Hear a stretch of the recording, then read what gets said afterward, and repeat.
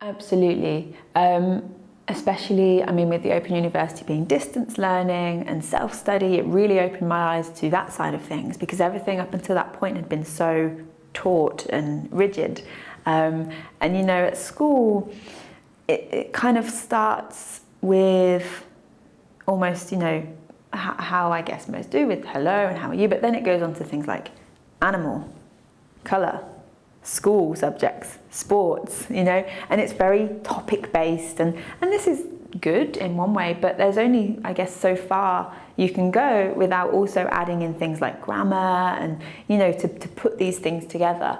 Whereas I found that at the Open University, it was very much a case of, okay, and obviously it's difficult to say because the level is different, but you know, it was like, right, this is a text about a topic. So here, this is the topic, here's a text about this topic, you know, now let's extract this and let's talk about this in depth and in, you know, in more detail. And it was just, to be honest, I preferred that to school, because in school, it's very much like, okay, let's do a GCSE oral exam, and this is your script, and you must learn this script off by heart, and you will walk into the room and you will say this script. And that's not really learning a language, you know, whereas the Open University, they really encourage it, right? So you've got an oral exam, don't write a script, make notes, by all means, you know, because any presentation in any language is scary, but don't just read. And I think that that's really beneficial, and that is something that needs to, in my opinion, begin to move down the levels into schools, to encourage people to feel more expressive with languages.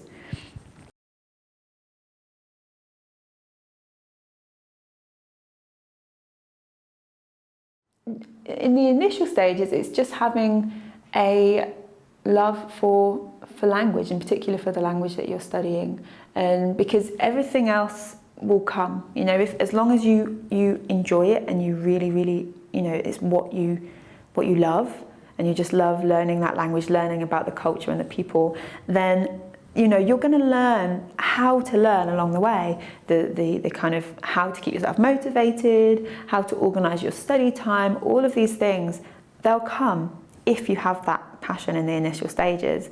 And I think it's language learning is a lot like exercise. It's something that a lot of people say, oh, I'd love to do that. And it's like, well, you can. You just need to find, you know, a language that you're passionate about, and, you know, that you can really kind of embrace. And it will happen for you.